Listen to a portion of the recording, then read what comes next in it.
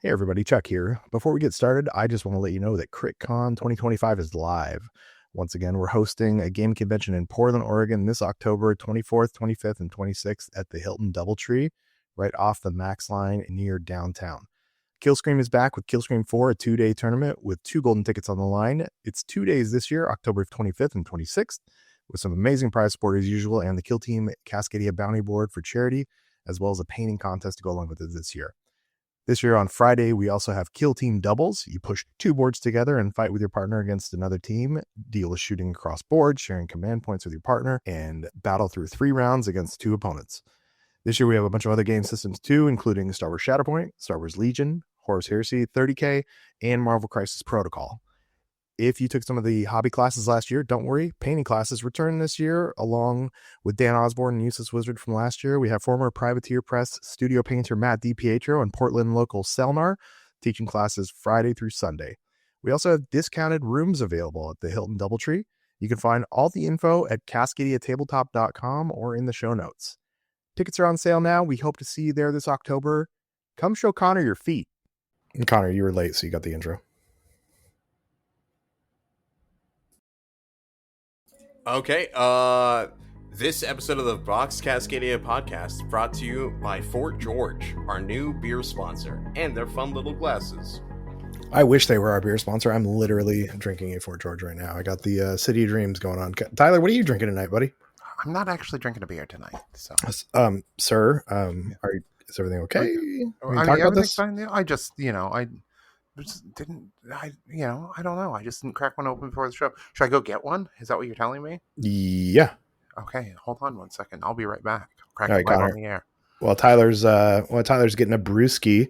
What are you drinking, buddy? What sugar-free drink are you drinking? Whoops, muted again. Not much right now. Just Diet Sprite. Diet Sprite. Not going with the Diet Dr. Pepper or Diet Cherry Coke. Nope, just the good old Diet Sprite. Wanted a nice lime soda at the moment. I mean, I think it's a lemon lime technically, so I don't know. There's just a lime soda would be that great, but yeah, I'll let it slide. So the reason that Connor said we were sponsored by Fort George, one of my favorite places on the planet, is because Chuckie Con 2025 happened this past weekend. Chuckie Con Vox Coastcadia 2025 edition happened, and we're going to recap that tonight. So Tyler, ready to crack cold one? I am. That was glorious, by the way, this weekend. So there we go. All right, what's the poison? This is my go-to, just like everyday drinker. It's the Cryo Stash Imperial IPA. It's just like smooth and good and tasty and crisp. Is that an Elysian one? Or is it? No, it's what is it? Hop Valley. Hop Valley. Okay. Yeah. So we had Chuckie Con 2025 down in Astoria, Oregon, at the coast, and we were there. Most of us were there Thursday, Friday, Saturday, and left on Sunday. We have access to a coast house thanks to Jenna's parents. Thank you, Paul and Lisa. You're the best. And we're just going to kind of go through it. I have a lot of notes about it, and some of the notes make sense and some of them don't. So I'm hoping a lot of these notes were taken in various states of inebriation. So this is what I do is like when we go to events, I just kind of take notes. I have a Google Doc, and we're going to see if we can decipher those and just kind of talk through our weekend. So my first note is welcome to the channel of truth. Do you guys know what the hell I meant by that? Of truth. What is there timestamps on these? That's what I want to know. This is the very first one. So this would have probably been like Thursday. Maybe. I don't know. Probably I after feel like this is probably after the Washington crew showed up. So like first day, like it was you who arrived Thursday morning, right? Yeah, I got there about noon. So pretty early. And then Connor, and what time did your gang roll in? We came in around like 3. Me, Nick, and Cody. Okay. So Greg was flying in all the way from the East Coast. I scooped him from PDX Airport about 7:45. Then we scooted on over. Got there about 10:15 ish, And the first thing I remember doing is coming in and pouring a drink. There was a few drinks. So A few drinks, yeah. the Chuckie Con crew this year, it was myself, Tyler, Connor, Greg, who flew from fucking Maryland to come hang out with us.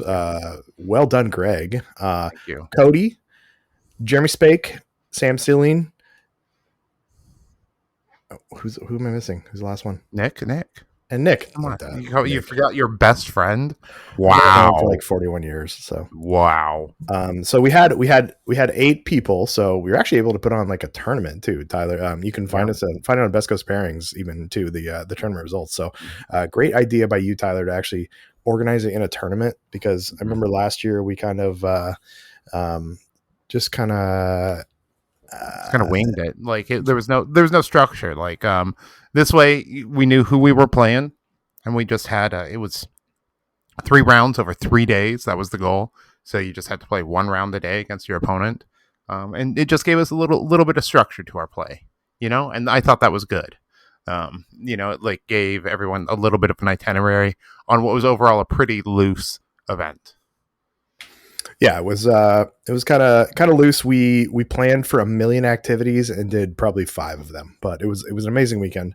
All of the attendees were Patreons or involved in the podcast, except for Jeremy. So maybe Jeremy needs to kick down to the Patreon, Vox Coastcadia, patreon.com/Vox Coastcadia podcast. So, Jeremy's he's done work for us on CRITCon, on our flyers and stuff, so that counts, I think. No, Jeremy's fantastic. He brought a bunch of terrain, brought a bed just in case he needed it. We didn't end up needing it because unfortunately Sam wasn't able to crash because of having COVID the previous week. So my next note talks about my work anxiety. So I'm pretty calm in most situations, except for there's one part of my work it's called branch review, which once per year they show up randomly and audit my branch. I've always done amazing in it, but I was trying to get out of town early. I left work at like 10 o'clock. I was trying to get out of there as soon as I could to get down to the coast because I didn't want people to get there before me. And luckily they did not show up, but it was I was driving myself nuts about it. But luckily that didn't happen. I was able to get down there. And my note after that is, Tyler, your thoughts on astronauts? Astronauts? Like, you can't trust astronauts. Like they could have astro babies if they get a woman pregnant, or if they can become pregnant, like they're addicted to Tang. They can't eat solid food. They have to blend it up first. An astronaut moved into my neighborhood and all of the leaves started falling off of trees. That's coincidence, huh? I mean, it's probably coincidence. So yeah. But so anyways, Thursday, as Tyler said, we got down there. So I got there first. Connor, Nick, and Cody got down there a little bit after I did. And we went down to Fort George on Thursday. Fort George Brewing in Astoria. If you have a chance, if you live in the Northwest, grab Fort George beer. They're amazing. And Fort George, their place in Astoria is amazing as well too. They've got a downstairs pub. They've got an upstairs pizza place, which is Jenna's favorite. They've got a merch place that's just got some brews. They got a tap house as well too. So we had dinner down there, and we were downtown Astoria, and we decided to do a little toddle. So we walked over to Bowie Brewing just down the street from there, and we're sitting there, and it's me, Cody, Nick, and Connor, and we're just sitting there, and I'm like watching people having a drink, talking to my buddies, and I look up and I see a person. I'm like, is that fucking Keaton? I'm like, Keaton. So Keaton Owen, like member of the community, Patreon, my Timbers buddy, hooked me up with some Timbers swag. Just like walks into Bowie Brewing. Yeah, Cat's team artist, Number one podcast fan. Yeah, general cool dude. Yeah, so like randomly just Keaton shows up out of nowhere with some friends. I guess he was doing a day at the coast. Tyler was excited thinking we'd have another player for the tournament, but unfortunately they were just hanging out for the day. So on Painting Cave Minis on Instagram, you can see the photo we took together. And I don't know, did you guys catch in the photo that I posted? I don't know if you look closely, because I had multiple people point out to me that my fly was down actually. Well, no, everyone just let you run around like that. I would never do you dirty like that, Chuck. Yeah, thanks, Connor. Where were you on that one? I'm sorry I wasn't staring at your crotch, Chuck. I'll do my best next time. I'm. Why not? I don't have a real answer, unfortunately. Okay, all right. Well, yeah, no. So if you want to go see me when I fly down, it's on Instagram there. I had multiple people message me and say great job on that one. So, but we hung out downtown, and then headed back to the house. We're just gonna hang out, and we let Connor drive, which is always a terrifying experience. Connor, what do you think about yourself as a driver? I think I'm okay. Tyler, what do you think about Connor as a driver? I think like I would say, yeah, I've ridden with a lot of people. I've known a lot of average drivers and stuff. Connor's among the worst of the people I've ever ridden with. There's this other girl I knew way back in the day named Becky. Becky was terrifying. Connor's just slightly less than that. Like serviceable. He'll get you there. He may almost crash the car or almost, kill someone. Over a guy on a motorcycle. Yeah, take out a motorcyclist or two. But other than that, solid. Yeah, it's always alert, almost. So Greg was nice enough to buy us pizza on, I think, Saturday evening, and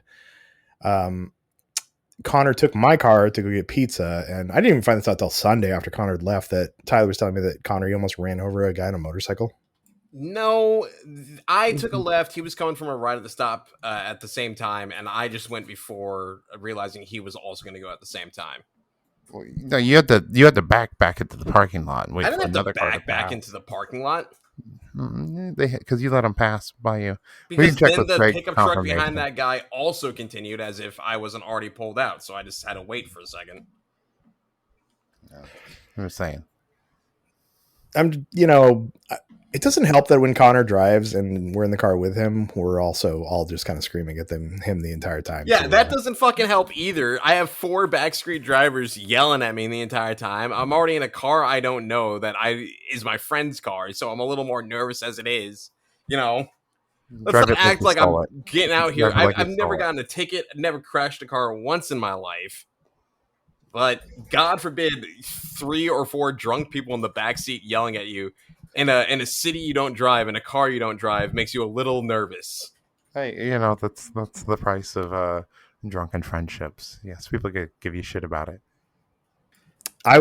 You can pay for Uber is all I'm saying. All drives Chuck, and Nick was great. He didn't complain, so he'll get a ride in Chuck's car. Cody was very adamant about we can take an Uber. And I was like, no, it's good. Connor's not going to drink, or Connor will have a drink, because if not, it'll spike his blood sugar and kill him or something. And every time we did it, it was, us. I really appreciate you getting us home safely, Connor. And yes, we do give you a ton of shit to it. But it's also one of those, I would never do this, but I feel like I would probably be a better drunk driver than you sober. Only one way to find out.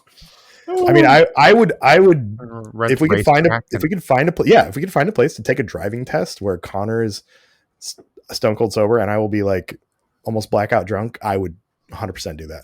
As if parallel parking is involved, yeah, you got me. That was the only thing I missed points on in my driving test.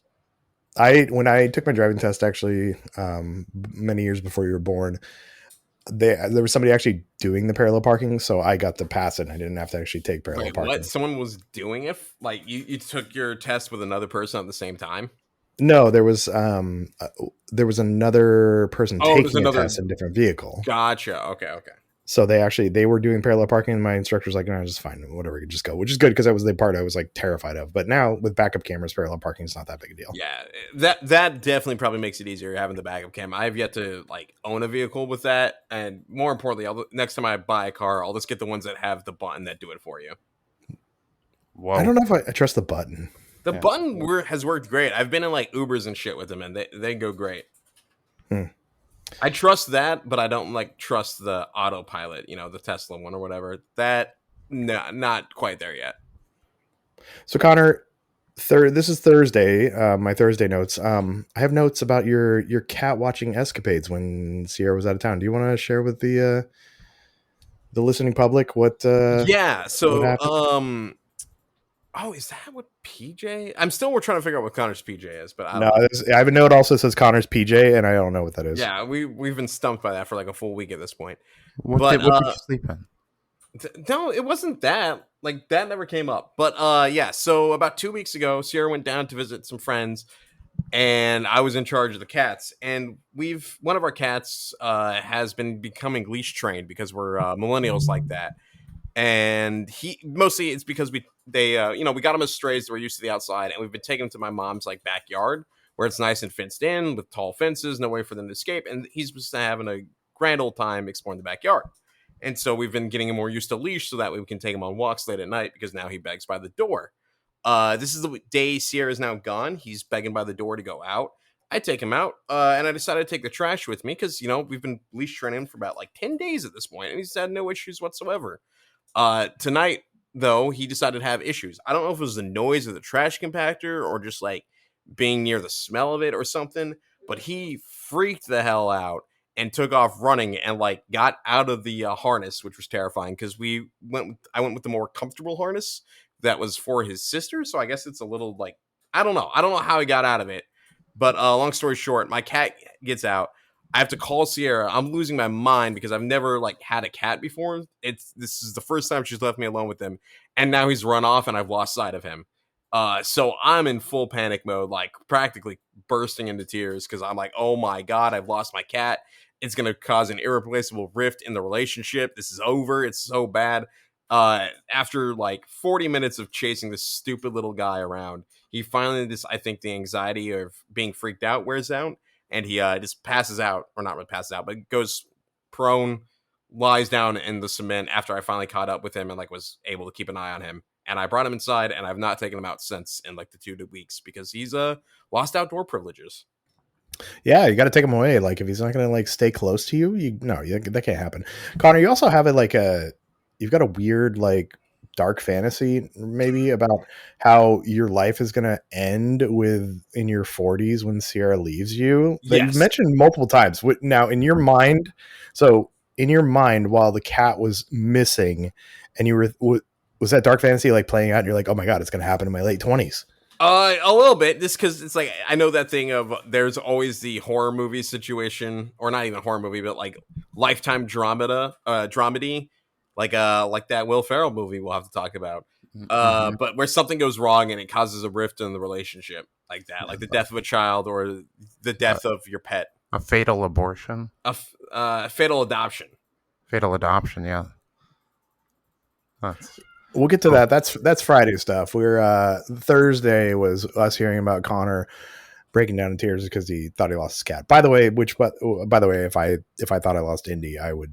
Yeah, I mean, because he just took off running, and like it's the thing of you don't want to chase them because that's going to keep them more freaked out. But we lived like in an apartment complex, so he went up like some of those outdoor stairs to like a raised elevation, like to because it's built into a hill type thing, and that's when I lost sight of him. And it's like it's pitch black back behind the final row of apartments because there's no real like lights out there. So he's either under a car, but there's plenty of bushes, and I'm just like, oh my god, what if he just kept on running type of deal. But thankfully, after walking around and calling his name, I noticed him like hanging out by a high car, but he still was freaked out and wouldn't let me approach him for another like 25 minutes or so. So that was not too fun. No, that doesn't sound fun at all. No, chasing down animals that don't want to be caught is terrifying, and I feel for you there, buddy. So that was Thursday. Greg and Tyler showed up. Greg again flew in from Maryland for Chuckie Con. Like, thanks, Greg. You're the best. I'm a dick. I won't fly over there for Nova, but I'll go. Maybe I'll go next year. But he comes here for weird weekend at the coast. So that was Thursday, and then we went to bed. Friday morning, we wake up. We walked down to the market, took a little walk. Market was closed, and Tyler and Greg, maybe Tyler and Greg or Tyler and Cody went down and got some beverages. And then at that point, we started the tournament. We started the Beach Brawl. So,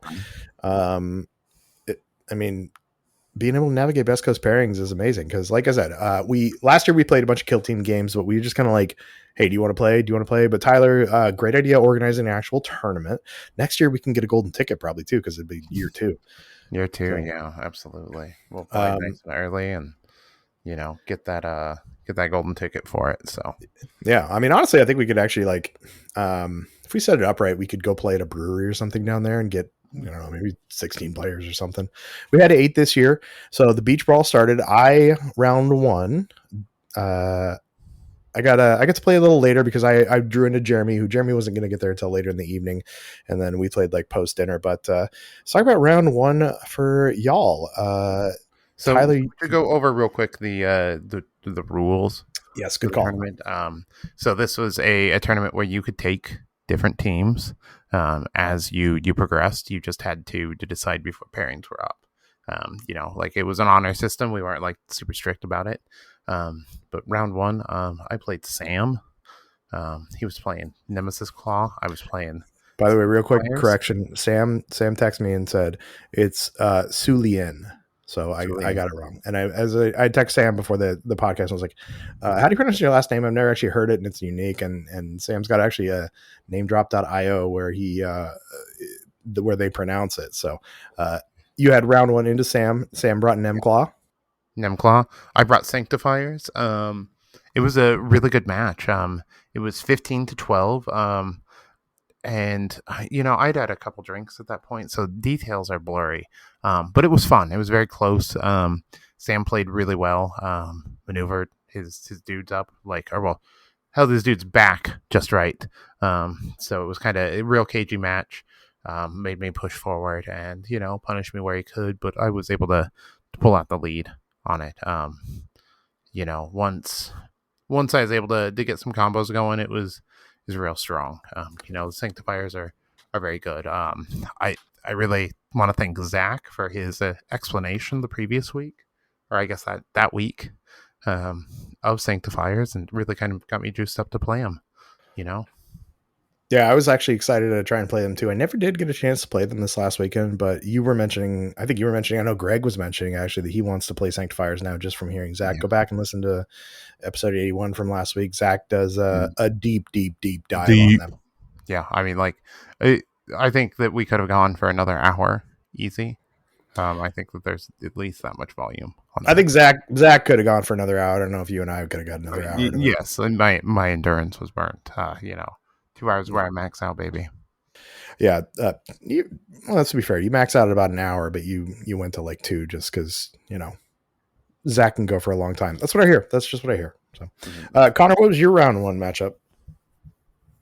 My round matchup was with good old friend Cody. He was trying out your Aquilons, I think. I think they were your Aquilons. They were mine, yep. We were playing on one of Tyler's Sigmar boards. I don't know where that terrain come from, Tyler. Warcry, yeah. And I was playing my Nemesis Claw, of course. We were playing loot for the first mission, and it was pretty good. He got me with a good double stun because I keep just forgetting positioning and how stun grenades work because I'm dumb. But I was able to kill his melta bomber for it, and he just had lots of threats for me in turn 1 and turn 2, being able to drop onto the vantage points. But that's just Aquilons. That's what they do well. I was able to kill him a lot, but unfortunately, he just was able to get enough kills and enough of the primary, in particularly, to pull it out 16-13. So right now, my Aquilons are actually undefeated because Bean took them to a tournament up here and went 3-0, won the tournament. Cody took them into Connor and beat you. So my Aquilons have never been beat. I have never played my Aquilons, so there's a loss coming up for them. But so that was round one. After round one, we kind of hung out. Jeremy got down there eventually. He had unfortunately had some real life stuff to deal with. So then we went down for dinner. We went back to Fort George because Greg wanted to go there, and I will go there constantly. I even suggested Fort George another night on the weekend. Had dinner down there. We went over to what did we went to? Oh, no, I guess it was the night before we went to Breakside with Cody, where Cody told us all about toilet paper. Apparently, you shouldn't use Kirkland toilet paper because it'll fuck up your pipes. And then we went over to a little whiskey bar and had what were they? The S'mores Manhattans? Mm-hmm. That was real good. Yeah. And then we showed Jeremy Connor's picture of Halo. Oh my God. Yeah, it's probably one of the most universally talked about dumb photos of me, but unfortunately, this is not an easy way to share this photo with the general public. But it's a great one. Jeremy's reaction was incredible. I think you just put my face on the face of the young lady you were denying, Mm-hmm. and then you just shared out however you want. But Jeremy's quote was to me was that I really undersold it. Yeah, I think we put Jeremy's face from the recreation on the other photo. We'll get to that part too. Yeah, but yeah, we that came up again because everyone wants to see that Connor lore in person, and it's impressive. If you guys see Connor in person, show me feet, and then ask for that picture or show him feet. Yeah, I don't need to see anyone's feet. I'm good. Are you? I mean, I don't want people just whipping their dogs out like that. Maybe just take a photo beforehand and then show them. Okay, I guess that would work. If you really feel necessary in doing this. Yeah, we also talked. We did book club actually. So if you're on the Kill Team of Cascadia Discord, there's a book club called Chuck's Book Club, which Tyler named because I was like, we should do a book club, and Tyler's like, sure, you're doing it. And so we actually went and we recorded our first Vox Cascadia video, which is available on our Patreon, patreon.com/Vox Cascadia podcast, where myself, Tyler, Sam, and Nick sat down and talked through Elemental Council. Zach eventually joined us, eventually not on video, but we've actually got video. You can see Indy too. He's in there. So we talked through the book and shared our feelings about it. My feelings are that I didn't like it, but everybody else loved it. So I'm glad that you all enjoyed it. I didn't really care for it, but it is available on our Patreon. Eventually we'll probably put it out for normal consumption, but it's super spoiler heavy. But if you want to hear about Elemental Council, which is apparently a fan favorite for everybody but me, it's on there. Yeah, we're deciding our next book soon, so get on our Discord and post in the Chuck's Book Club. Yeah, come make suggestions. I suggested I think we should do the Caiaphas Cain book. We should do the For the Emperor. I think that's a really good book. Tyler, have you read that one? No, for some reason the Caiaphas Cain books don't interest me. I don't know. They're kind of capers, and he's just kind of I don't know. He's a very interesting imperial character because he doesn't, while he's all for the Emperor, he's more about saving himself and not going to throw himself into stuff, but it always works out for him. I love those books. I think they're great. Yeah, I think isn't it like a retelling of like an old series? I have no idea. It's kind of based on the Sharp series, I think, which is like a similarly sarcastic character from like World War II. That's a big what's his face? Peachy loves Peachy, like Peachy Tips, the old GW guy. He loves Sharps. Yeah, I think it's all like it's really just like a retelling of like Sharps, and then the other one is like a retelling of like another like the other like Gaunt's Ghost or whatever. Sorry, no. Gaunt's Ghost is Sharp. The Edmund Black Adder series is apparently what's the big inspiration for Caiaphas Cain. Also British humor, but a much more like Caiaphas Cain look, while Sharp apparently is more Band of Brothers-esque. Yeah, I think Sharp's a little more serious overall. So, well, I still think we should listen to those or read those. I think those are some of my favorite ones. I just, like it's such a big series. I listened to Elemental fucking Council for 16 fucking hours for you. You can do the 12 hours of Caiaphas Cain books. I don't even think the first Caiaphas Cain is that long. It's like a 300 pager, so that's a pretty quick book. I feel like you owe me. Yeah, Elemental. Everyone loved it except for you. Like that. I don't care. I'm just saying. I feel like you owe me. I pushed through. I checked. You know how many? I started the book over. I got like 4 hours into it. Started over because I didn't know what the fuck was going on, and pushed through for you. I can't wait to read this. In November to find out if it's good or not. It's not. Just because you would need to go to a Tau re-education camp. Isn't my problem. So. Elemental Council was 17 hours and 32 minutes. I listened to it at 1.2 speed, so it's like 16 hours of my life. 20 because I listened to the first part twice that I'll never get back. Yeah, well, So Caiaphas Cain, the first Caiaphas Cain book is, let's see here. Hold on. Who's whispering? Oh, I'm listening. I'm turning on the book. So it's only 9 hours. Here's my gripe, my one complaint with starting Caiaphas Cain. I'm not ready to delve that deep into like a series. If I like it, I'm going to want to read all of them right back to back. And I consume books really fast, and I don't want that expense right now. I'll let you sign into my Audible. I have the first time. 3 books. I got like 3 credits left too. I'll get the first like 6 books for you. Having read the first Caiaphas Cain and the second one, I think even the third one, you can read the first one and like get the general vibe. They're a fun series, but after you've kind of seen the first one, you generally know where it's going from there. And unless you really fall in love with the character, I think you're going to be fine just listening to the first one and be like, I got the gist. I'm good on just that.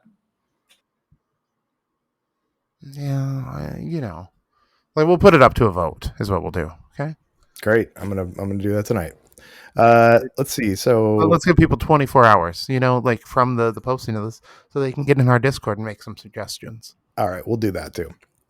So we'll give you 20. So from this post at 12:01 a.m. on Thursday Pacific Standard Time, you'll have in like 6 hours, 4 hours. You'll have 24 hours from that point to make suggestions, and then I'll put up a poll, totally biased and controlled by me, that will push you towards the book that I want you to listen to. So, my next note in there is, if they get Tyler back, I'm back, about Nick going back to religion. So we got to do a little like religious talk. Nick, spoiler, used to be religious, fell out of it, but they said if Nick said that if Tyler can get, if religion gets Tyler back, Nick's back. This is a touchy subject, but let's just say I pretty strongly don't believe in nothing. I am a firm atheist. Nothing on anyone who does believe. So, we can go a little deeper. Personally, if you buy me a drink or two, I'll tell you my deep personal thoughts on it. Okay. My next note is actually still from Friday, is that Connor and Tyler, when you two get together in person, you argue very passionately. Like, absolutely. The two of you just, I mean, like, you guys go back and forth a little bit on the podcast here, but when you guys are in person, like, neither of you relent. It's impressive.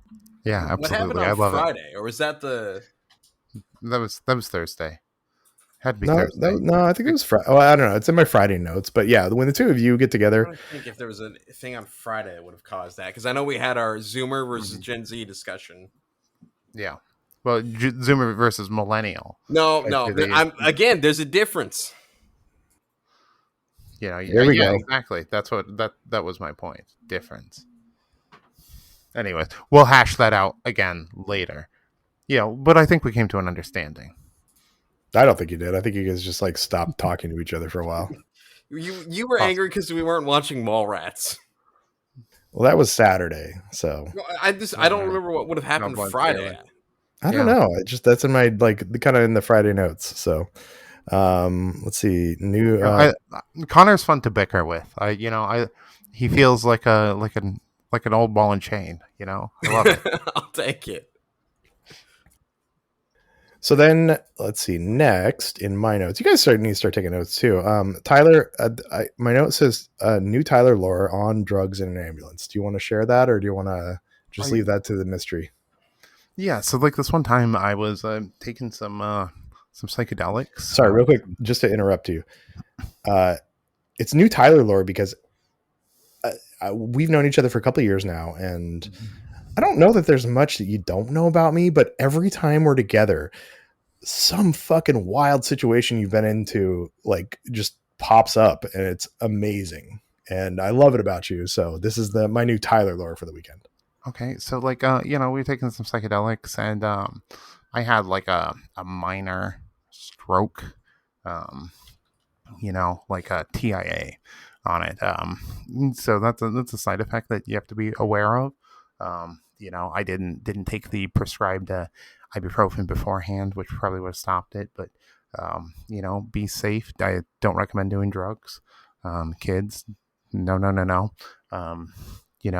Anyways, so call an ambulance, and I'm in the ambulance, and so one of the things when you have a TIA or a stroke is that you can get weird phantom sensations and pains in other parts of your extremities, like your arm. Okay.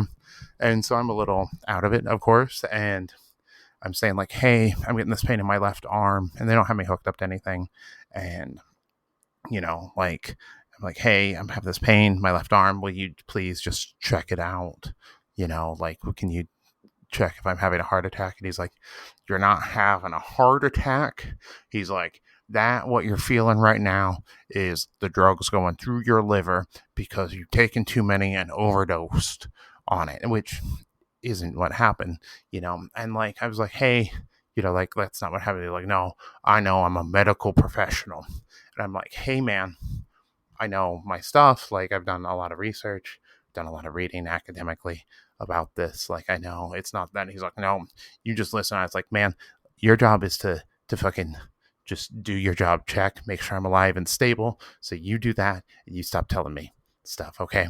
Your job is to get me to the fucking hospital. And so we get to the hospital, and apparently they'd called ahead to security, and security was there, and a cop and a few other paramedics, and they're like, is there a problem here, sir? And I was like, no, he just needs to do his fucking job, because he's not a fucking doctor. And if he was smart enough to be a fucking doctor, he wouldn't be in the back of this fucking ambulance right now trying to fucking make shit up. And so that was that. Yeah. Yeah, so like new Tyler lore. It just, again, love to unravel the mystery behind your life as someone who's kind of led a pretty pedestrian life. And I mean, Connor, I'm sure you feel the same way too, besides the, fumbling bad bitches piece. It's really interesting to hear the life you've lived, and when I was just kind of like hanging out. I was just hanging out too. I mean, hanging out in a wildly different way. Like, I have zero stories about like being in an ambulance, for one, thank God, but two, because of drugs, three, and like, that wasn't the only time that psychedelics landed me in the hospital. So yeah, I've done zero psychedelics, and completely different situation. Nothing major health, like just almost slicing through my foot with some glass. Okay, we'll get back to that. We'll get back to that one later. Make a note about that one. So we got back to the house and we watched the weirdest. Well, we watched part of. I kind of wanted to watch the whole thing, but we watched part of the weirdest fucking Will Ferrell movie ever. So Tyler, this is something that you brought up. There's a Lifetime movie that Will Ferrell and Kristen Wiig star in. Yep. What was it called? It was called A Deadly Adoption. Yep. Yeah, and it's played completely totally straight, serious. Like like there's no moment. Like, you keep waiting for that like moment where they're gonna like give you like that satisfaction that it's all a joke. It always feels like it's like right around the corner, right? Yeah, it feels like an SNL skit that's just like building up. We watched like the first 20 minutes of it. It was just totally straight. It's 90 minutes. It's on YouTube. Go watch it because it's so weird. And you see these people and you're like, all these people ever do is funny stuff. And all they're just doing is basically like Lifetime shit. Like in the first 5 minutes, the Kristen Wiig, who plays the wife, like spoiler alert for this movie, she falls into the lake because the railing on the dock hasn't been replaced by Will Ferrell's character, and she's pregnant at the time and she loses the baby, and then they like spiral from there. And at no point are they making jokes. It's just they play totally straight. Like this feels like somebody just had a fuck ton of money and was like, we're gonna do this and we're just gonna, because we want to. I mean, I think Lifetime just produced it because they needed to make the movie, and they had good actors to do it. So like, what more reason do you need, right? Like, it's already going to get made, so why not have Will Ferrell and Kristen Wiig in it? Yeah, but it's out there. You guys need to watch it. It's wild. So real quick, I've talked about the Patreons before. I want to thank our Patreons, and I'm going to thank them by name. Cody, the first new oil paint for Tyler Patreon. There, I said your name first, Cody. Jenna, Sam, Sean, Nick, Holly, Zarin, Greg, Rob, Zach, Scott, Keaton, Ryan,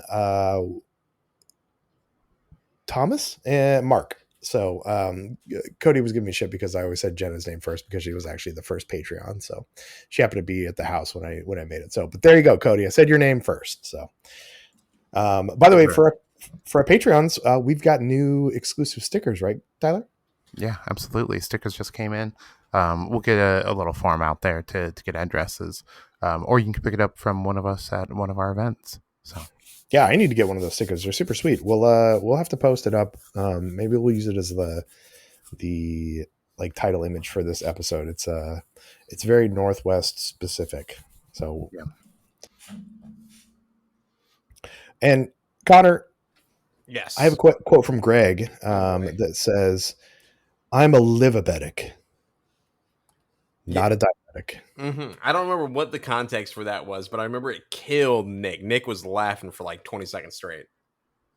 Yeah, and then also my note also says Connor shaming type 2 diabetes people. Mm-hmm. Yeah, I remember that too. I didn't shame type 2 diabetes people. Definitely, there was like a air of superiority here. Like, I have the type 1, which is the more severe genetic kind that you can't help. All I said the other ones are just a failure of personal morality. You know, if they had strong morals and ate their cornflakes in the morning and didn't masturbate so often, they wouldn't have type 2 diabetes. That was the speech you gave. I don't think that's true. Well, no, the weird part was when you like stood up on the table and people asked you to get down and you just continue to go. I'm dying. Yeah. No, is it the diabetes? It's not the diabetes apparently. So I don't know. Yeah, we need to make like the what is it, the Bane meme? Like you were born into the darkness, or I was born in the darkness. You merely adapted it. Connor, that's what the sticker or like the shirt you need. Like, I was born into the beaties. You merely adapted it. But I also wasn't born into it. Oh, close enough, right? Yeah, I got it right before my 5th birthday.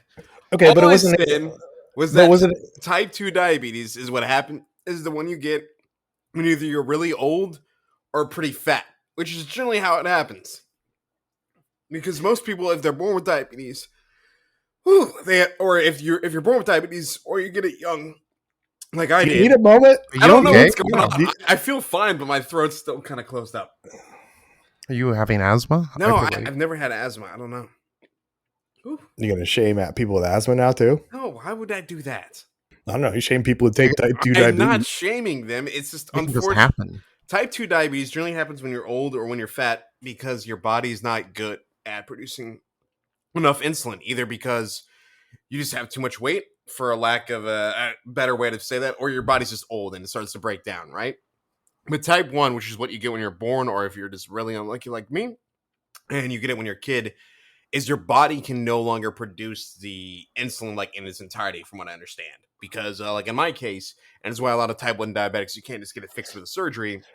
It's because your body attacks like the proteins or whatever it is in the pancreas that makes the insulin, which is why you could get like a surgery and it would cure diabetes for a couple of months. But then as those proteins were attacked and destroyed again, then you'd end up with diabetes again.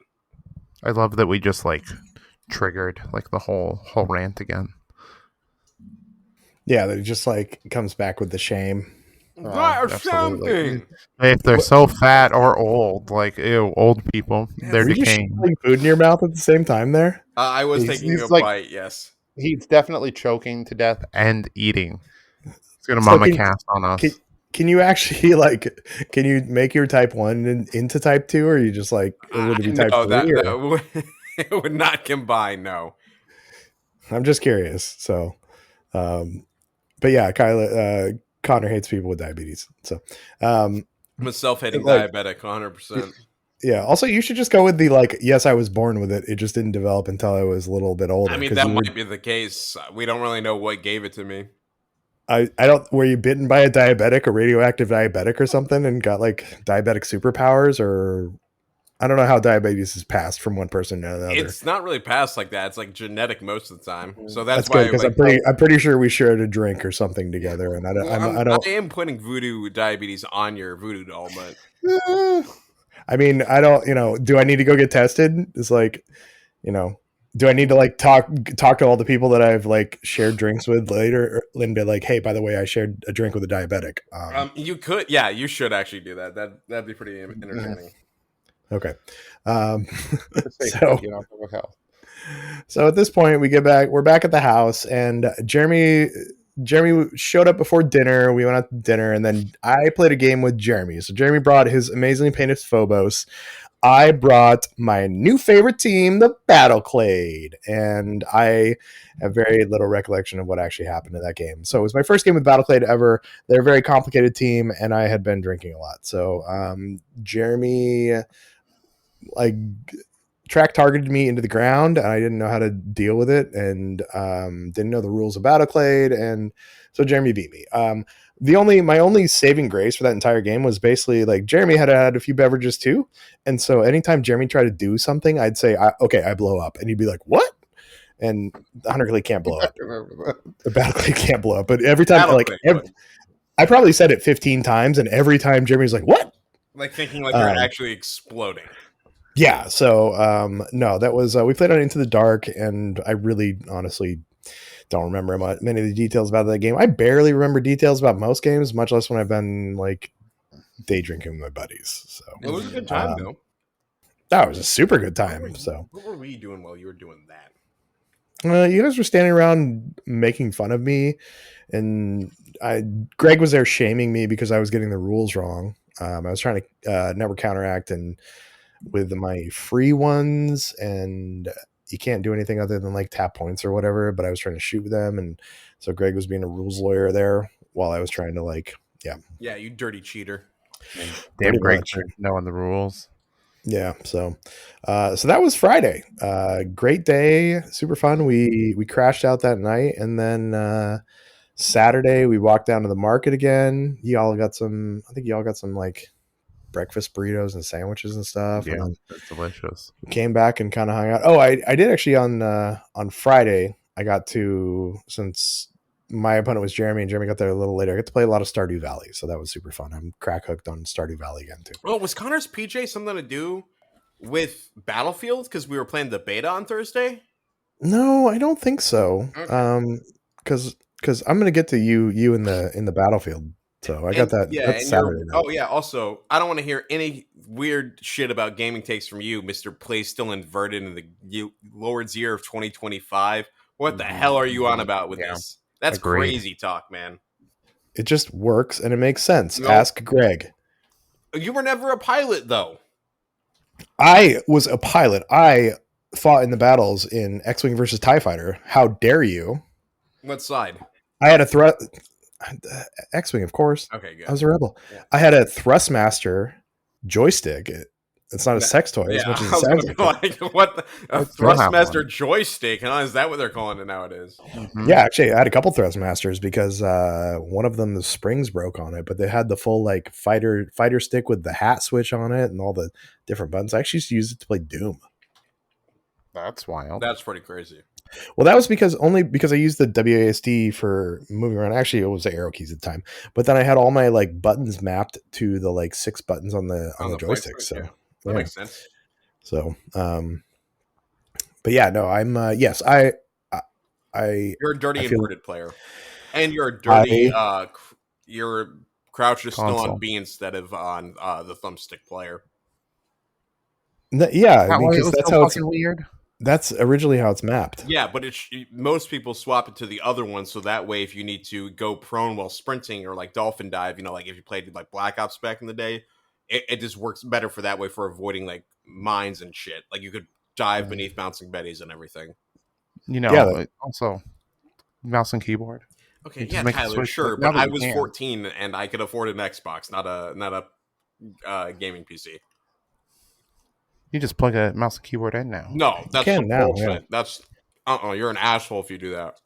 Also, by the way, now so it works fine because I have the Xbox Elite controller, so I have the the paddles underneath, so I don't have to worry about it. That's crazy. Those controllers are too heavy to me. I'm like too much of a baby. I miss my little light plastic Xbox 360 one. No, they feel really fucking nice. If you get one, if you don't have one, they feel good. Yeah.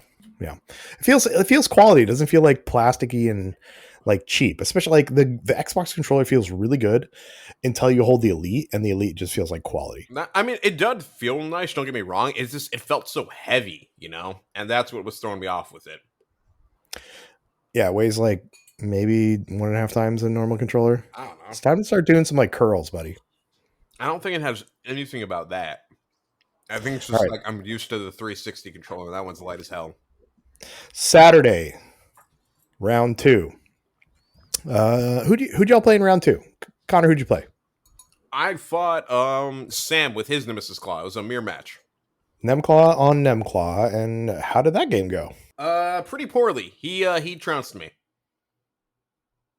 Yeah, Sam's pretty good with Nemclaw. Yeah. Spoiler alert, he beat me in game 3, but yeah, and his Nemclaw are pretty fantastic too. He's got like little, I think little pieces of wire that are kind of bouncing around them. They've painted in pink that look really amazing. Yeah, they definitely look gorgeous. Yeah, he had a cool like absolutely. skull or two hanging from his plasma pistol on the leader, which was fun. Realistically, Sam's obviously a very solid player, but the big thing too is just pressing his tokens now in the mirror matchup. It feels like who can roll better turn 2, and that's a huge bonus. And he rolled better. Tyler, what was your round 2? I got to play Greg. He was playing his Necromongers, which is his Necron Goremongers. Kit bashes, they're amazing. I was playing Blades of Cain. We were on Connor's Into the Dark map, giving that a beta test, which was real cool. Yeah, you found you tweaked it up a little bit afterwards. Connor had one of the rooms there was like one side that was definitely better than the other. Yeah, and you guys gave Connor some feedback afterwards too. And then I fixed it up and played it for my third round, and it definitely felt better. So thank you, Greg. Thank you, Tyler. Yeah, absolutely. It was a really good game. A game against Greg is always a good game. Greg is an incredible player. Anyone who gets an opportunity to play against him, you're in for a treat. He's very precise, very fast player. I think like he whiffed on a couple key moments.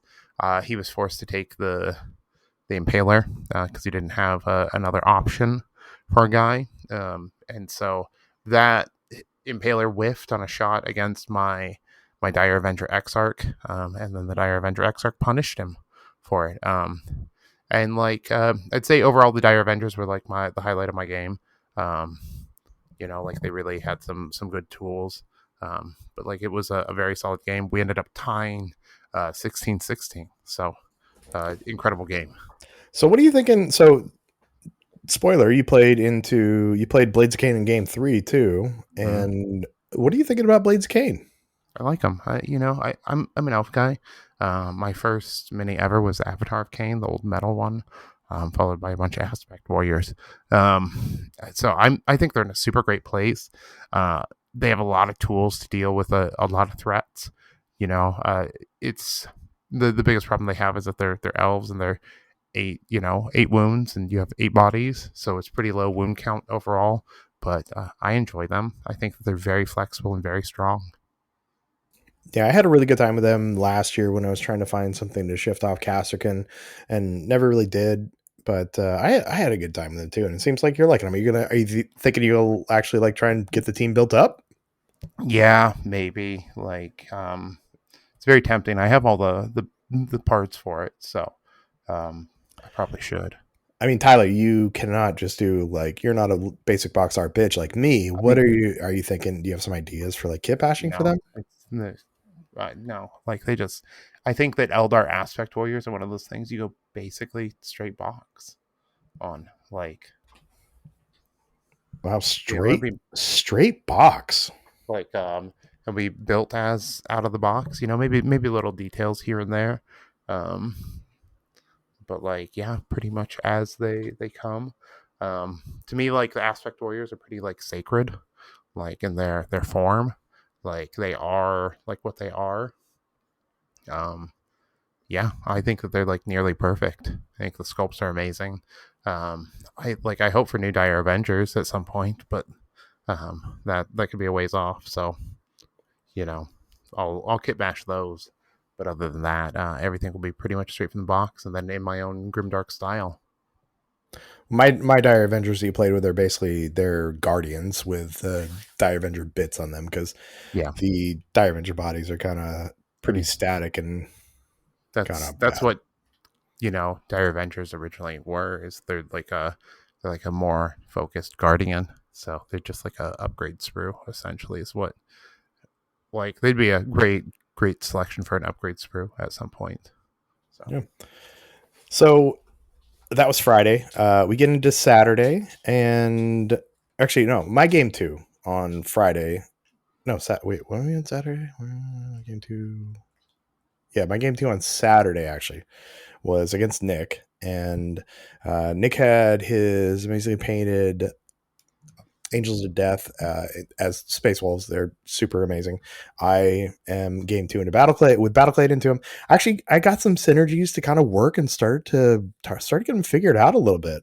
We played on a board that Tyler had designed, kind of a new board that Tyler's working through. Maybe something you'll see at Killscream, and I actually started to figure the Battleclade out a little bit, and they've got some cool stuff. I was able to like tactically tap a point with the network counteract or get a couple of shooting actions onto someone. And so I ended up winning that game. It was a good game. It wasn't super far off. I think game one, by the way, was loot. Game two was secure because Connor bitched about it, because Tyler said we are going to play loot all weekend, but Connor bitched about it enough that we played secure for game two. Listen, So. I finally swapped to Elite, so I don't want to play nothing but loot, okay?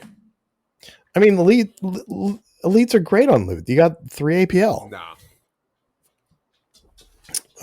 So that was game two.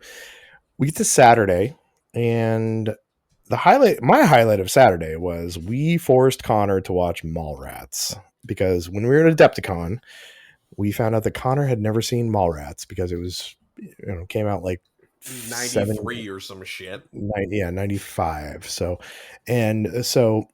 this is one of my favorite parts of the weekend. Actually, I did the thing that I do with Jenna, where when Tyler and Greg and I were sitting around eating dinner on Sunday evening, I was like, what was your favorite part of the weekend? And this was my favorite part, actually. So getting all the guys together and watching Mallrats, all the guys who had seen Mallrats together, seen Mallrats before, but like just reliving those moments and seeing a movie that we all really enjoyed, and then experiencing Connor watching it the first time. And Connor, so what did you think of Mallrats? I thought it was a fun movie. I enjoyed it for the most part. I was confused by the cult following that everyone there seemed to love for it, but I think that's probably because it was something you saw in your childhood and or teenage years probably, and it just kind of attached to you because it was like the vibes you remember from the malls. But it was a fun movie. yeah, have you ever seen any of the other Jersey movies? No, I have not. I've not seen any of the other Ask and View. Oh fuck, what is it called? The View Askew-niverse. View Askew-niverse films, yes, or Askew. Yeah, I've not seen any of the other ones. I know I need to watch Clerks at some point because that one's pretty good. I know there's that one about Jay and Silent Bob striking back. I know he just made Clerks 2 or 3 or something. Connor, you gotta find a copy of Dogma and watch Dogma. Is that also part of that universe? Chasing Amy. It is. Chasing Amy's a thing. Mm-hmm. Yeah, there's a lot of them. So no, I had a really good time. Like, I haven't watched that movie in a long time. I watched that movie a lot when I was younger, and watching it with friends. Like, I think we need to do more like buddy movie watching nights, because I really enjoyed that, where we'd had some beverages, maybe some other stuff, and like sitting down and like watching it and like pausing it and talking through the movie. Like, I had a really good time. I think we even maybe we do like a Vox Cascadia watch along for something. That could be fun. So yeah, I had a really good time. Tyler, I have a note here, a quote from you. Every time we talk to every time we talk to Connor, I feel older. Absolutely. Like, I mean, like, he'll just say something. It'll be like out of nowhere. It'll be like something that like everyone assumes, I guess, that of the millennial generation. Oh, I asked what was the not QJ or whatever, but the other character. Oh my god, wow, I'm bad with names. He asked for his copy of something back from his ex-girlfriend, and I asked what that was, and everyone looked at me like I had just shot a baby in front of them. I'm fuck. From like Brody Bruce?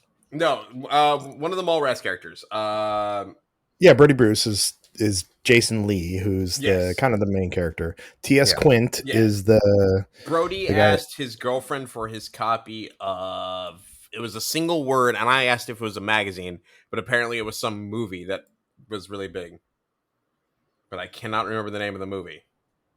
I'm blanking on it now too. Brody asks. Oh, it was Fletch. Fletch. There we go. Yeah, I'd never heard of Fletch. And when I asked what Fletch was, I was like, is that a magazine? You all looked at me like I had killed someone.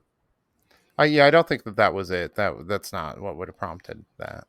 No, I think because one of my notes is what's Fletch. Mm-hmm. So yeah, that's a separate incident. Also, I think we talked about felching. So Connor wanted to know about what felching was. So if you know what felching is, DM Connor and let him know. No, that's okay. I Googled it. Did you? Yeah, I'm not going to not Google it. Safe search off? Yeah, I mean, AI overview, baby. There's an AI overview for felching? You can Google it right now. I Googled it then, and I was like, oh, neat.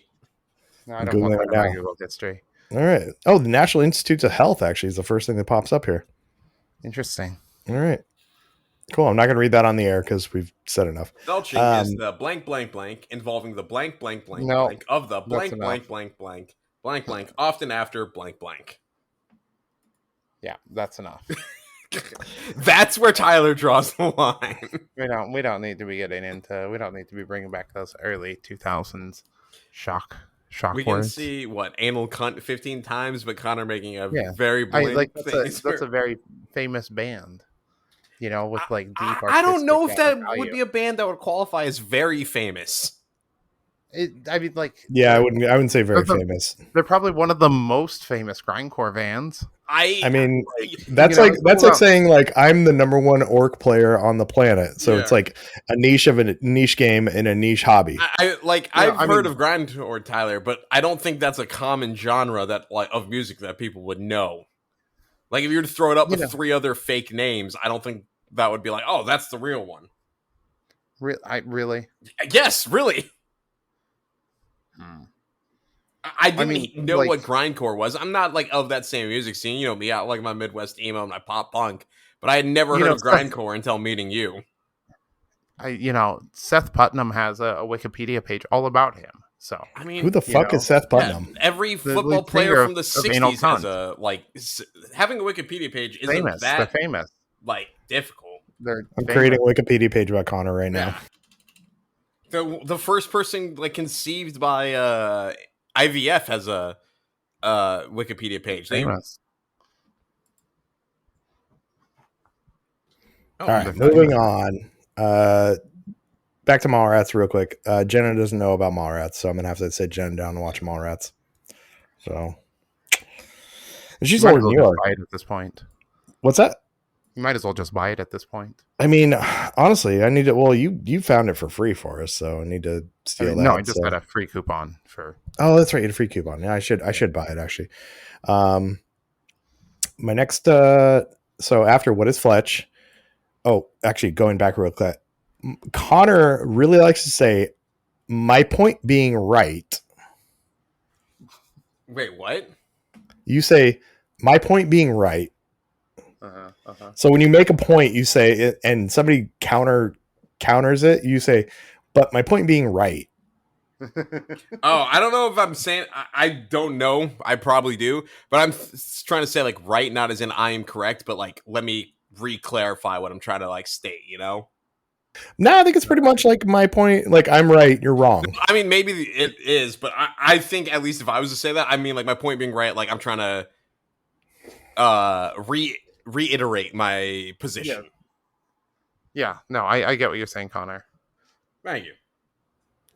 So my next note is what is the dong tier list from Sean? Because we played for not in the Patreon, Jeremy Spake. We actually gave him made him listen to 12 minutes of exclusive content that you only get access on the Patreon on patreon.com/Vox Coastcadia podcast. And there's some dong talk on one of the previous ones. So And then I have a note that's speculative dong tier list, but we'll maybe do that in the after the show. But late on, this would be late on Saturday. Connor and Nick got a game in where Nick brought his Raveners. One beautifully painted Ravener, four more on the way to be beautifully painted Raveners against Connor's Nemesis Claw. And Nick had never played this team before, and Connor, how'd that game go? It went pretty well. Nick got it in the end. It literally came down to the primary op selection, which is always a fun way for the game to get decided. But we pretty much just punched each other a lot in the middle, and it was a good time. We played on my one of my maps, so I liked how it felt. Mind you, it's one game, so it needs more experiments or testing than that. But Raveners are neat. I don't like that they can just go into the tunnel while they were in combat with me, but it is what it is. That was just like, God damn it, I thought that was going to be a kill.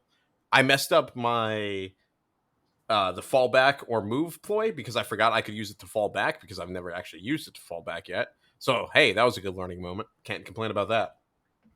Yeah, Raveners are an interesting team to play against, and I don't think you can really understand them until you've actually played against them. Yeah. The other thing, too, is I would read their cards, but, like, it was hard just tracking the title, especially in the first game of the operative, to what that operative was, especially because they get pulled in and off the board so much. So it's just going to have to be, like, I need to learn to recognize the very, definitive feature of what makes that Ravener different than the other ones. And remember that feature with their data card, essentially. So somewhere in here, I think I got out of order. Sam and I played a game. I played against Sam's Nemclaw into my new favorite team, Battleclade, and it was really close. I did some cool stuff, but Sam eked me out in the end. We played Orb, though. This was game 3. Game 3, we did Orb. Yeah, so Sam and I played game 3, and we played Orb. We tried the new mission. New mission is fucking weird. I like it. It was fun. It was fun. It's real weird though. Like weird. I think there's going to be some interesting tech with it because the fact that you can jump onto the orb point and then and for those who haven't seen with Orb, there's a little orb, a token or whatever that is on a point, and if it's on that point, you can't score that point, but you can score the other 2 points. You can score the other 2 points. That's still three points. Still 3 objective markers. Mm-hmm.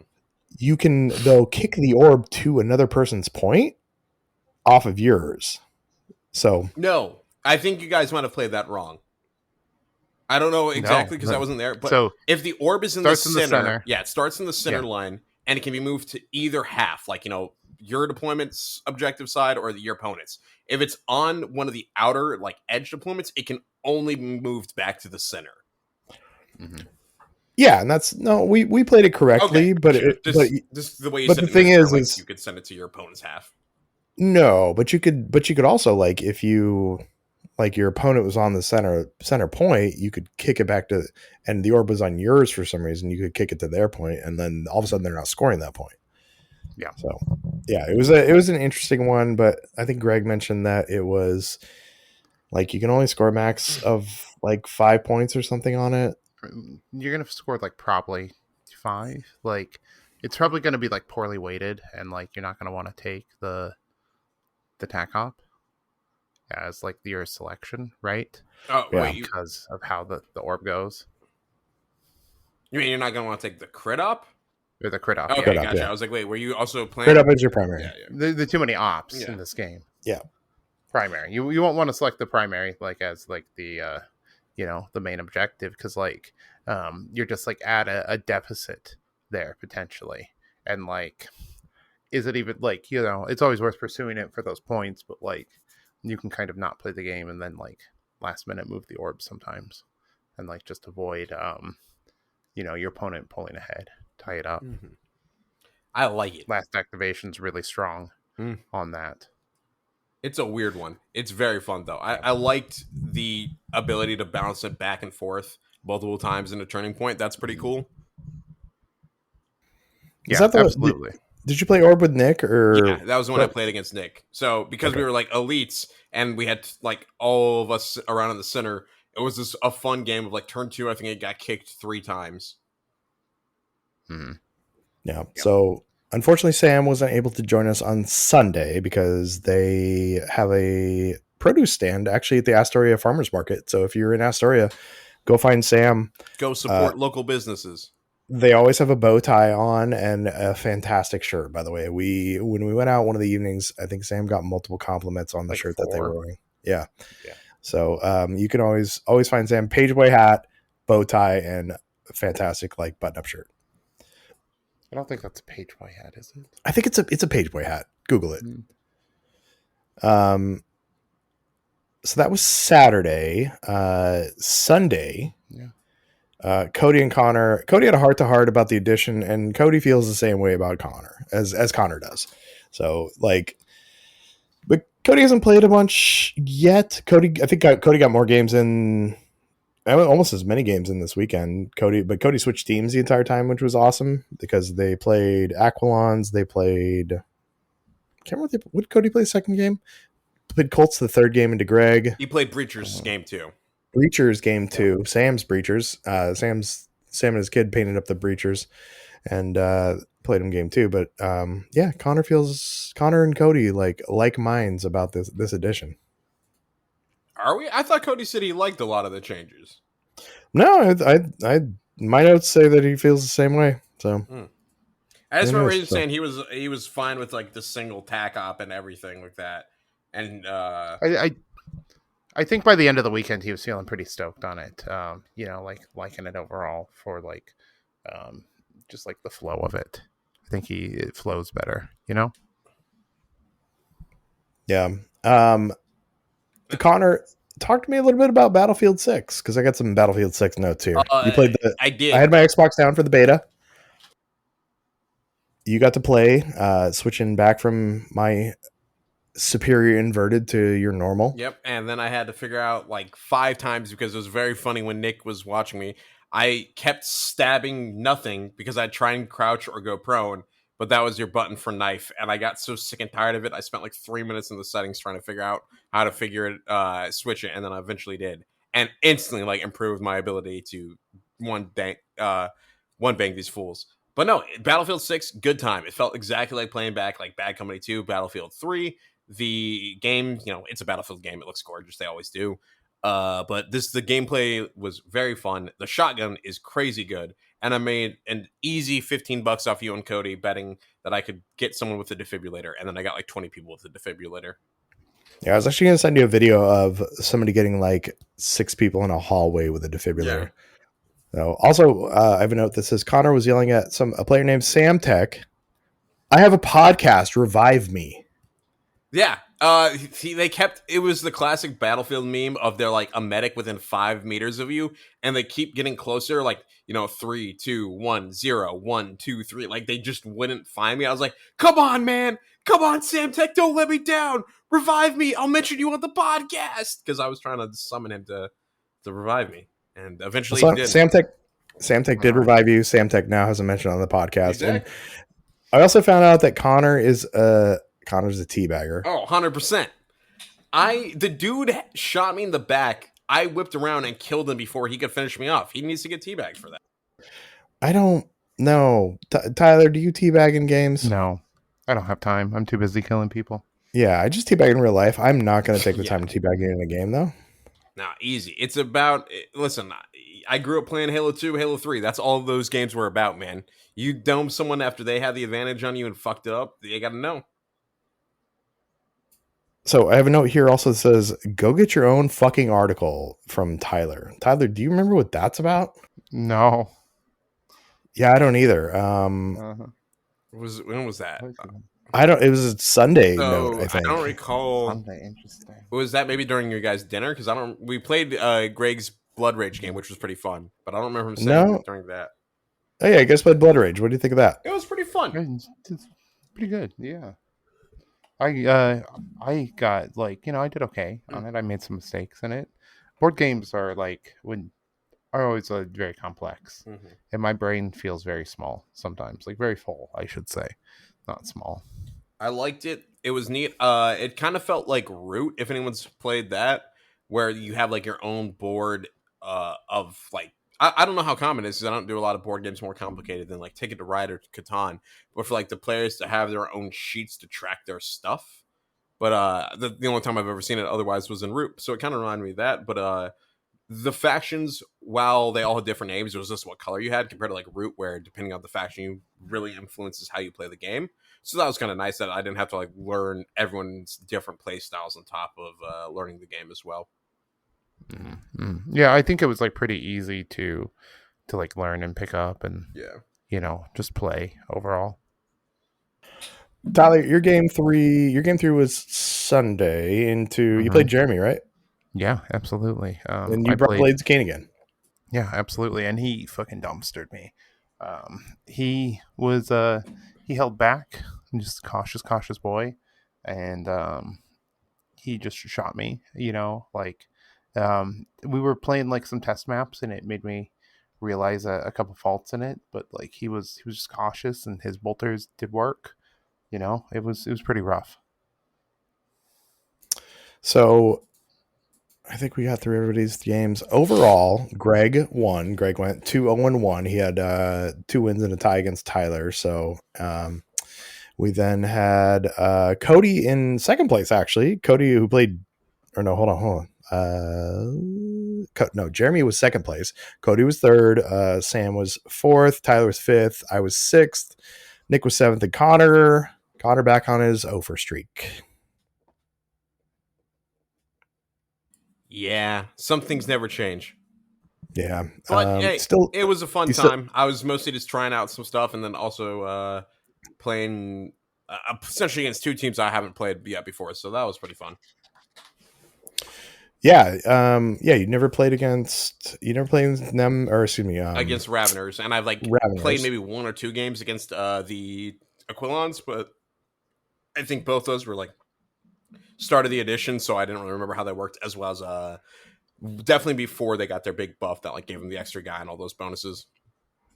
Yeah. So Greg also won the board game. What was it called? Blood Rage. Blood Rage. So Greg won Blood Rage. So Greg finally got to play his board game. So he schlepped the games to Adepticon and we never had a chance to play them. Then schlepped them back to Maryland from Milwaukee, then brought them all the way to the Pacific Northwest and finally got a game in before he brought them back. So so that was Sunday. Everybody kind of pieced out a little bit. Jeremy left first. Connor, Cody, and Nick then ended up heading back. Greg had a late flight, and Tyler was nice enough to hang out to drop him off at PDX. So Greg, Tyler, and I got dinner in downtown again, and then hung out a little bit. And I left last. I actually came back to Vancouver from the coast on Monday morning. But it was a fantastic weekend with some amazing people, and I absolutely cannot wait to do it again next year. Yeah, I'm really looking forward to it. Maybe we're gonna have a few more bodies sleep in the garage. Bring an air mattress and a sleeping bag, right? I mean, we can get more bodies in there. There's only so many bathrooms and so many tables to play on, but we can figure it out. So I don't really feel like there's ever an issue with bathrooms. Do you? I mean, I had to poop a lot, and so I mean, so did I. But I always do. Connor did too, because he always does. Yeah, but Connor went into downtown and found like a public restroom away from us. So that makes sense. Well, yeah, it was an incredible weekend. Thanks for hosting, Chuck. We appreciate you for being just a super generous host for the second year in a row. Yeah, I'm glad it worked out. Thank you, Jenna's parents, Lisa and Paul. Thank you, for guys. letting us have the place. A couple last minute notes. One, Sam wants more hobby next year. So all of us hauled a bunch of hobby shit out there and did very little hobby. Very little. I think we need to dedicate some time to making sure we do more hobby. 2, run a tournament with your friends. If you got a few people coming around, get on BCP, it's free, and put a tournament up there, get some pairings, and you guys can, I'll post the link in the description, but you guys can see the results from our tournament and just do it. Yeah. Also, our tournament results are already up. How the fuck is Tacoma not up already? It's been almost a goddamn month. Where are our fucking results? How else are you going to be continuing to be the best orc player in the world? Right? Like I'm not the best in the world, but best in the US at least. Like, come on, like where's the fucking numbers? I Seriously. don't know. Maybe I'll get best in faction.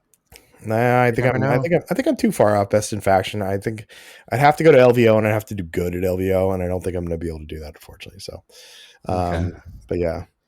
So yeah, gentlemen, any last minute thoughts on Chuckie Con 2025? Also, question for you.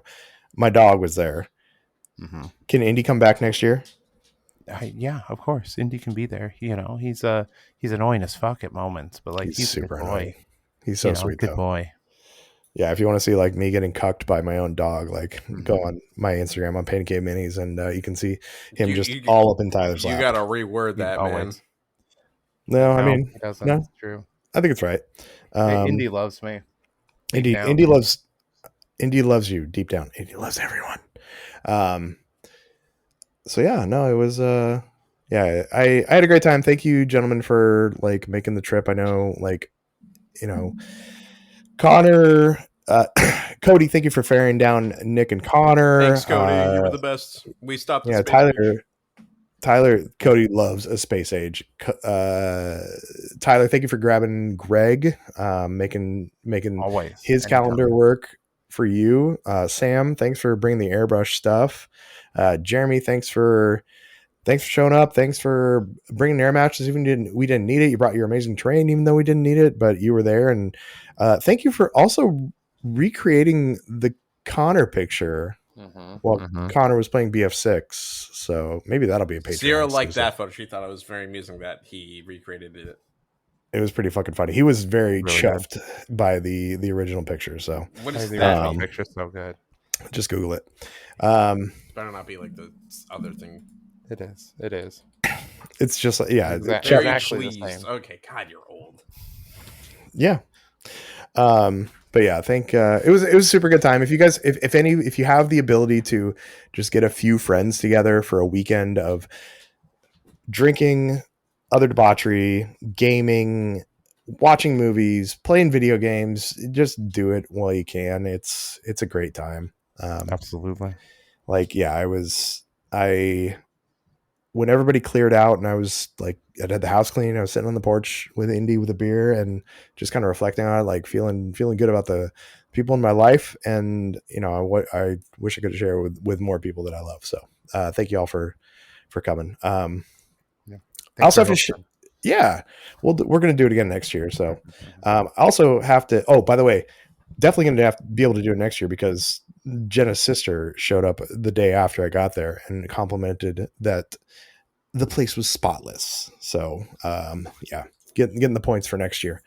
Shout out to Zero Cool Chris ferrying plastic for me. CB bought some plastic from me, and I found out that Chris was going to go and is going to see CB soon. So I have to shout out Chris. The plastic connection, like the plastic like underground, is the wildest thing. Like, he rolled up to my house in his minivan, like rolled down the window. He's like, "Hey, you got that stuff for me?" I'm like, "Yeah, man. Don't tell people where you got. What are you doing? It's a neighborhood." And I like walked up, like dropped the box in his thing, and he like drove off. It's like the weirdest, like nerdiest, like fucking drug deal you could ever do. I mean, like that, or like you go to buy some weed and they make you watch like a lot of Dragon Ball Z. Did you do that to people? No, I you were the Dragon Ball victim? Anyone? No, Nick was this weekend. He asked what Vegeta was, and so me and Cody gave him like a 10-minute rundown on Dragon Ball and Dragon Ball Z. Vegeta's a Hotep. Vegeta's what? A Hotep. Like Bubba Hotep? No, like Hotep. Like it's like a group of like African nationalists. If you don't know what a Hotep is, look it up online. All I know is Bubba Hotep. Okay. Bubba Hotep's good. Same thing, right? So yeah, similar. But anyways, yeah. Thank you guys for listening to us. You can check us out online. Connor's at Spanaway.